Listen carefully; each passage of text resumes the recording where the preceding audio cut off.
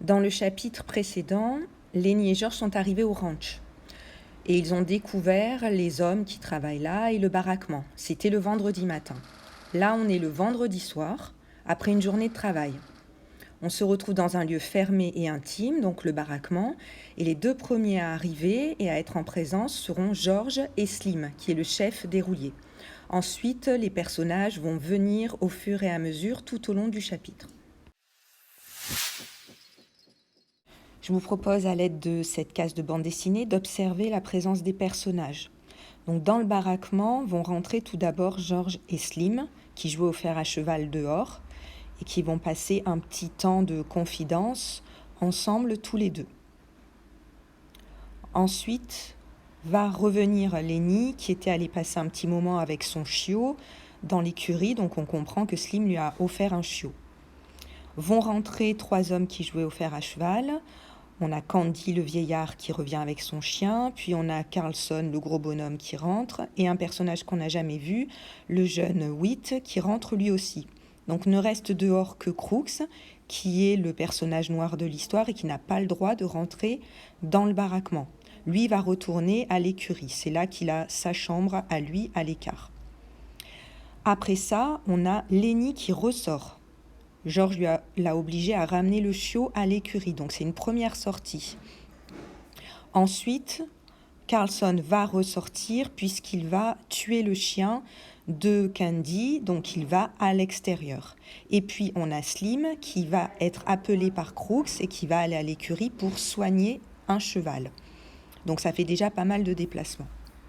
Donc on se retrouve avec ces personnages-là dans le baraquement, George, Candy et Whit.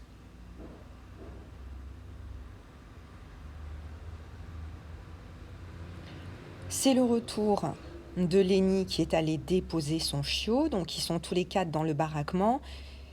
Puis va revenir Carlson après qu'il a tué le chien de Candy. Et soudain va arriver un personnage qu'on n'a jamais vu jusque-là dans ce chapitre, c'est Curly qui est encore une fois à la recherche de sa femme. Il ne sait pas où elle se trouve. On rappelle que Slim est à l'écurie avec Crooks et qu'ils sont en train de soigner un cheval. La valse des personnages continue. Je redistribue donc dans le baraquement. Cette fois-ci, on a George, Lenny et Candy. C'est le moment où ils vont raconter leurs rêves tous les trois. Pourquoi ? Parce qu'ils vont pouvoir être seuls puisque vont ressortir pour aller à l'écurie Curly, suivi de Carlson et de Whit, pour rejoindre Slim et Crooks à l'écurie. Maintenant, on assiste à la dernière phase des déplacements. Donc toujours George, Lenny et Candy dans le baraquement. Tous les hommes qui étaient partis à l'écurie vont rentrer dans le baraquement. Donc on a Curly, on a Slim,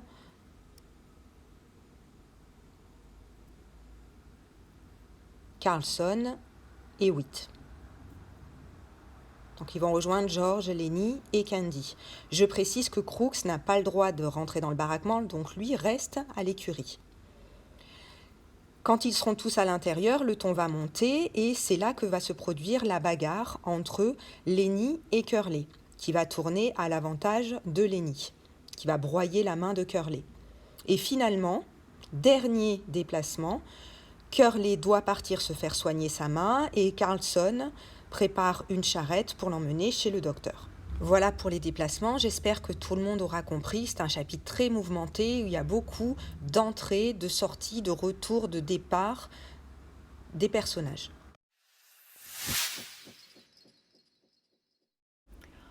Je redis donc que le chapitre se passe le vendredi soir après une journée de travail, donc c'est censé être un moment de détente où ils sont tous dans le baraquement. Et effectivement, on voit que Steinbeck a ménagé des instants où il y a peu de personnages dans le baraquement, où ils sont deux, où ils sont trois, où ils vont pouvoir discuter. Et Le premier temps de confidence que vous auriez pu observer, c'est celui qui se passe entre Slim et George. Alors là, à l'image, ils sont à l'extérieur, mais en réalité, ils sont dans le baraquement. Et c'est le moment où George est tout seul avec Slim, qu'il connaît seulement depuis le matin, mais avec lequel il sent qu'il peut avoir une relation franche. Et il va se laisser aller et raconter donc son passé avec Lenny, comment ils se sont connus, quels sont les problèmes mentaux de Lenny et quelle bêtise il a provoqué à Weed, c'est-à-dire qu'il a effrayé une jeune fille en touchant sa robe et qu'il a failli se faire lyncher par les autres employés. Donc ils ont ce petit temps tous les deux, c'est calme, il n'y a pas de violence durant ce passage. Le deuxième temps de confidence et de relation franche, il va se produire avec Whit. Alors Whit, c'est un jeune ouvrier qu'on n'a pas encore vu. Et il va discuter avec George, cette fois-ci, de ce qu'on peut faire le samedi soir, de comment ils pourraient s'occuper tous les deux, de ce qu'il y a en ville.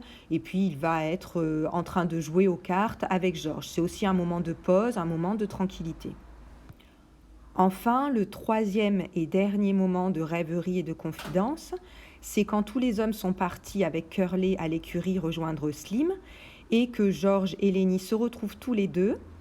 Ils se mettent à l'extérieur pour profiter de la nuit à la belle étoile et ils vont reparler du rêve, de la ferme. Là, vous voyez les lapins qui sont dessinés sur l'image, sans se méfier que derrière eux se trouve Candy.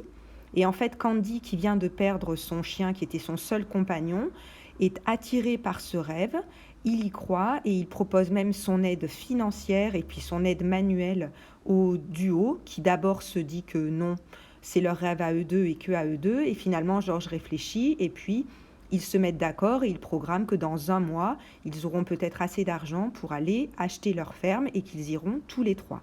Donc là encore, un moment de rêverie, de bonheur et c'est le dernier.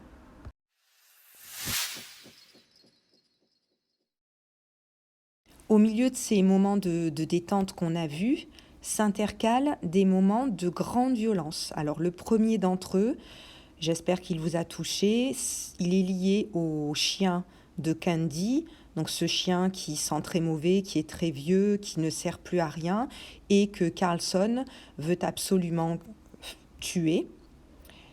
Et on va obliger donc dans ce chapitre Candy à se séparer de son chien. Et c'est Carlson qui va sortir avec son pistolet pour mettre fin à la vie du chien.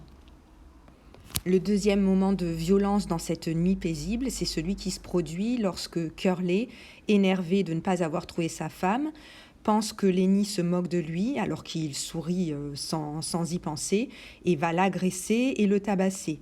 Dans ce moment-là, Lenny sait qu'il ne doit pas réagir, que George lui a dit de ne pas se battre, et donc il se laisse faire, il se laisse tabasser par Curly, jusqu'au moment où Lenny appelle à l'aide de George, et que George donne l'autorisation à Lenny de se rebeller, et à ce moment-là, la force herculéenne de Lenny va apparaître, pour le plus grand désarroi de Curly, qui va se retrouver face à un surhomme, et Lenny s'accroche à une seule chose, c'est la main de Curly, sa main qui est dans un gant rempli de vaseline pour la rendre plus douce pour sa femme.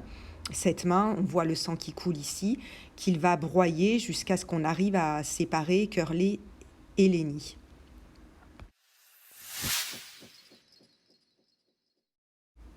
Alors que le rêve de Lenny et George prend d'autant plus forme que Candy va les aider en leur prêtant $100, il semblerait que la bagarre mette à mal tous leurs projets et fasse tout tomber par terre.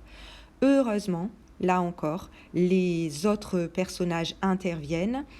Ils ne seront pas mis à la porte, George et Lenny, à cause de cette bagarre, puisque si jamais Curly parle de la bagarre à son père, les autres diront, et sa femme le saura, qu'il s'est fait broyer la main par un simple dingo, ce dingo qui est Lenny, et il perdra la face, il sera humilié. Donc pour l'instant, ils sont protégés.